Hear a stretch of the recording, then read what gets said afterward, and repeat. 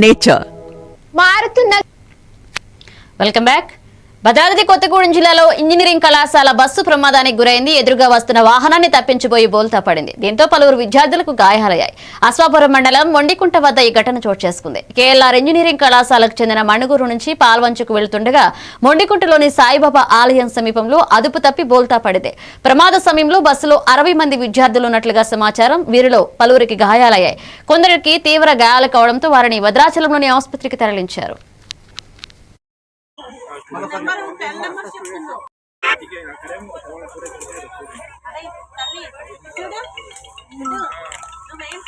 నరేష్ ఎవరమ్మాయి సరేనా?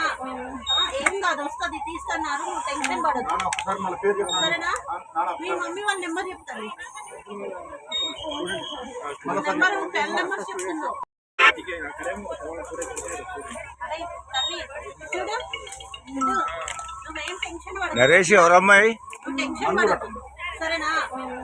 ఏం కాదు, వస్తుంది తీస్తున్నారు, నువ్వు టెన్షన్ పడదు.